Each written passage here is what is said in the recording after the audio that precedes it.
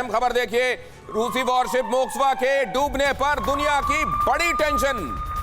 Moskva में 2 nuclear weapon होने की आशंका। मोस्कवा के न्यूक्लियर वेपन के साथ बड़े एक्सीडेंट की आशंका। मोस्कवा के डूबने से बढ़ी ब्लैक सी देशों की चिंता। अब सवाल यह है कि क्या इसमें न्यूक्लियर वेपन थे? क्या जब ये अटैक हुआ उस समय भी न्यूक्लियर वेपन थे?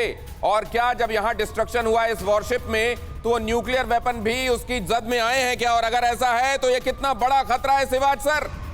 देखो, इसमें कोई शक नहीं दिनेश, अगर इसके अंदर न्यूक्लियर हथियार थे तो एक बहुत बड़ा खतरा है। जो आप बात बता रहे थे पहले कि क्या न्यूक्लियर लड़ाई हो सकती है, मुझे अभी भी लगता है कि वो लड़ाई होने के उसके चांसेस कम हैं। उसके रीजन हैं 2-3। देखो, ये एक म्यूचुअल अश्योर्ड डिस्ट्रक्शन है। अगर रूस किसी न्यूक्लियर टैक्टिकल हथियार का इस्तेमाल करता है तो फिर उसके ऊपर भी कार्रवाई होगी। फिर तो वो कहीं एंड नहीं होने वाला। एक आप रूस करेगा, दूसरा अमेरिका कर देगा, तीसरा ये करेगा। तो मेरा मतलब ये है कि ऐसे में लड़ाई ना हो तो अच्छा है। और मुझे लगता नहीं कि ये रूस जैसा देश न्यूक्लियर वेपन का हथियार यूज करेगा। ऐसी स्थिति आई नहीं है, ऐसी स्थिति नहीं। पर यह है कि यह दिखा रहा है जिस प्रकार से मॉस्को डूबा है कि कहीं ना कहीं ये एक बहुत बड़ा सेटबैक है रूस के लिए। बड़े सेटबैक ही उसने टैक्टिकल न्यूक्लियर वेपन के इस्तेमाल के लिए प्रोवोक कर सकते हैं, यही अंदेशा है। पहले से हम यही कह रहे हैं और यही मना रहे हैं कि ऐसा ना हो, लेकिन ये अंदेशे बड़े होते जा रहे हैं जैसे जैसे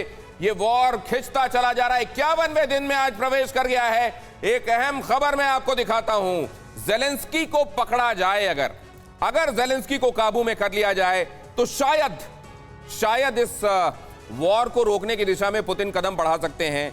पुतिन के ऊपर पूरे तौर पर यूक्रेन जाहिर है काबिज नहीं हो सकता, कंट्रोल नहीं कर सकता, लेकिन क्या वोलोदिमीर ज़ेलेंस्की, उनको पकड़ा जा सकता है? उस पर मैं आपको ले चलूं उससे पहले अहम खबर देखिए। यूक्रेन पर जल्द से जल्द कब्जा चाहते हैं पुतिन। कब्जे को लेकर पुतिन की सेना ने रणनीति बदली। पूर्वी यूक्रेन पर काउंटर अटैक से बौखलाए पुतिन। यूक्रेन के बॉर्डर गार्ड ने रूस के कई सैन्य वाहनों को उड़ाया। यूक्रेन का काउंटर अटैक, रूसी सेना पर हमला, रूस के सैन्य वाहन तबाह। रूस को लगातार सेटबैक मिल रहा है। रूस के फ्लैगशिप वॉरशिप के समेत आप देख रहे हैं उनके टैंक्स, उनके फाइटर जेट्स, उनके हेलीकॉप्टर, सबको तबाह करने में लगा हुआ है यूक्रेन। और ये एक बड़ा सेटबैक उस रूस के लिए जो अपनी माइट और स्ट्रेंथ के बारे में एक परसेप्शन दुनिया में बनाए रखना चाहता है। और अगर ये परसेप्शन छिन्न भिन्न हो रहा है तो क्या वो ज़ेलेंस्की पर प्राण घातक हमला भी कर सकते हैं? और अगर करना चाहते हैं तो क्या ये आसान होगा? जिंदा या मुर्दा? पुतिन को जेड चाहिए।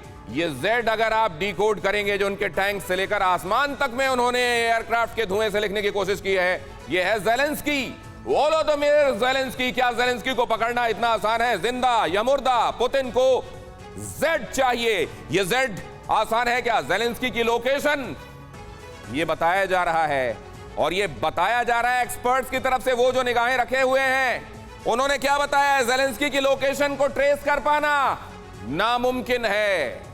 ज़ेलेंस्की के बारे में ये पता कर पाना कि वो कहां है नामुमकिन है, क्योंकि अक्सर जहां पर वो दिखाई देते हैं जरूरी नहीं कि वहां हो। पीछे जो बैकग्राउंड जिससे अंदाजा लगाया जाता है कि वो कहां है, वो कई बार नकली हो सकता है। ज़ेलेंस्की पर बमबारी ये नामुमकिन है। जिस जगह पर वो उनको रखा गया है वो इतना सुरक्षित बंकर है जहां बमबारी उनका कुछ बिगाड़ नहीं सकती। तो क्या होगा? ज़ेलेंस्की पर मिसाइल अटैक ये भी असंभव है, क्योंकि पिन पॉइंट करके उस जगह को चिन्हित करके मिसाइल से अटैक कर पाना ये मुमकिन नहीं है। ज़ेलेंस्की पर हमला, ड्रोन हमला किया जा सकता है, ड्रोन से लोकेट करके किया जा सकता है। उनके साथ कुछ ऐसा जैसा ईरान के उस महत्वपूर्ण शख्स के साथ हुआ था जिसको ड्रोन स्ट्राइक में मार डाला गया था, वो भी नहीं। तो ज़ेलेंस्की पर ड्रोन हमला भी नहीं हो सकता, मिसाइल से अटैक नहीं हो सकता, बमबारी नहीं हो सकती, उसको ट्रेस नहीं किया जा सकता। तो फिर जिंदा या मुर्दा जेड मिलेगा कैसे? अगर ये कुछ भी नहीं हो सकता तो जाहिर है उससे फ्रस्ट्रेशन बढ़ेगा, डेस्परेशन बढ़ेगा। और ऐसे में ही क्या कदम वो उठाया जा सकता है जिसका दुनिया को अंदेशा है कि फिर कीव में एक न्यूक्लियर अटैक हो, टैक्टिकल न्यूक्लियर वेपन से कीव या उस जगह जहां पर समझा जा रहा है कि ज़ेलेंस्की है, अटैक किया जाए और उस पूरी जगह को 16 किलोमीटर रेडियस सबसे कम स्ट्रेंथ वाले बॉम्ब की बात की जा रही है। तो फिर क्या उस पूरी जगह को उड़ाने के लिए किसी एक बॉम्ब का इस्तेमाल किया जा सकता है और फिर शुरू हो जाएगा म्यूचुअल अश्योर्ड डिस्ट्रैक्शन मैट जिसकी चर्चा कर रहे थे अभी शिवाज साहब, अब ये समझने की कोशिश करते हैं एमके सिंह सर, आपको क्या लगता है ज़ेलेंस्की कितना आवश्यक है, और ज़ेलेंस्की जिस तरीके से सिरदर्द बने हुए हैं, अब क्या करेगा रूस?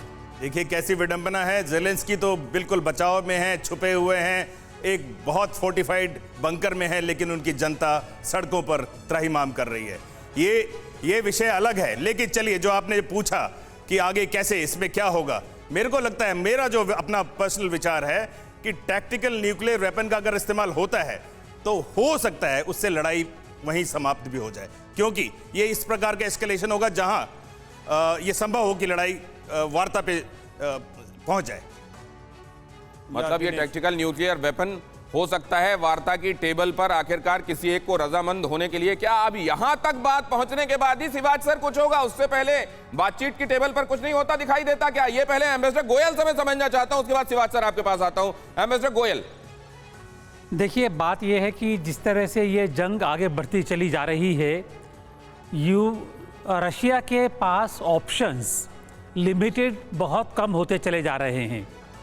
अब उसको अगर बातचीत करने के लिए आगे आना है तो उसको ये स्वीकार करना पड़ेगा कि वो यूक्रेन से जंग में जीत नहीं पाया है, और रशिया जैसे मुल्क के लिए नहीं जीत पाना एक तरह से हार कबूल करने के बराबर होगा।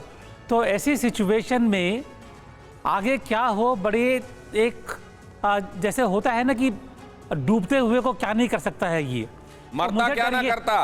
अब यहाँ डूबते को तिनके का सहारा तो खैर क्या, लेकिन मरता क्या ना करता, ये डेस्परेशन उसी सिचुएशन में पहुंच गई है, on the verge of losing the credibility and the perception that Russia has. सबसे ज्यादा ताकतवर मुल्कों के, और जहां पर 5-6 हजार के आसपास न्यूक्लियर वेपन हो, उसको इतने दिनों तक इतना ड्रैग करना पड़े, फिर तो ब्रह्मास्त्र निकालेगा। यह अहम खबर देखिए, परमाणु हमले के लिए रूस को बरगला रहा है यूक्रेन। रूस के बेलगोरोद पर यूक्रेन की जबरदस्त एयर स्ट्राइक, यूक्रेनी फौज ने दागी ताबड़तोड़ बैलिस्टिक मिसाइल। बेलगोरोद मतलब ये हमला पहले आपने देखा था, यहां पर एक ऑयल डिपो पर हमला बोला गया था, बेलगोरोद में अब फिर से हमले। यूक्रेन ये बताना चाहता है कि तुम छोड़ो कि हम अपने आप को बचाएंगे, हमारे हौसले तो इतने आला हैं कि हम तुम्हारे यहां घुस जाएंगे। लेकिन सवाल यह है कि क्या इसी में परमाणु बम के बाहर निकाल लिए जाने का खतरा है? क्यों पिछले 2-3 दिनों से न्यूक्लियर फुटबॉल को साथ में लेकर घूम रहे हैं पुतिन? शिवाज सर, एक मैसेजिंग तो इसमें भी है, पिछले 2-3 दिनों से ही क्यों? हाँ बिल्कुल, जिसमें कोई शक नहीं, ये दिखलाता है कि कहीं ना कहीं फ्रस्ट्रेशन है पुतिन के माइंड में। उनको लग रहा है जिस प्रकार से युद्ध जाना चाहिए था नहीं जा रहा, और कई तरीके से ऐसा है उनको पराजय का मुंह देखना पड़ेगा। जिस प्रकार से मॉस्को डूब गया है वो उसके लिए बहुत शर्म की बात है, और ये सच्चाई है, कहीं ना कहीं एक दबाव है, डर है, और वो इसलिए ये न्यूक्लियर फुटबॉल है। मेरा मतलब है 1945 के बाद कोई न्यूक्लियर हथियार नहीं हुआ, और अमेरिका ने जब न्यूक्लियर हथियार जापान के अगेंस्ट नागासाकी और हिरोशिमा में किया तो जापान के पास न्यूक्लियर हथियार नहीं थे, तो वो नहीं कर पाए दोबारा उसका डायरेक्ट अटैक, उसको काउंटर अटैक। अब समझ आने की जरूरत है, अगर न्यूक्लियर टैक्टिकल वेपन इस्तेमाल करता है रूस कहीं पर भी यूक्रेन में, क्या वो यूक्रेन के अलावा बाकी उसको तमाशाई रहेंगे या उसको काउंटर अटैक करेंगे? ये फर्क है, क्योंकि न्यूक्लियर हथियार की लड़ाई आसान है शुरू करना, इसका कहाँ अंदाज होगा कोई नहीं कह सकता, इसका अंजाम क्या होगा कोई नहीं कह सकता। शुरुआत करना आसान है, लेकिन उसके बाद क्या होगा कहा नहीं जा सकता।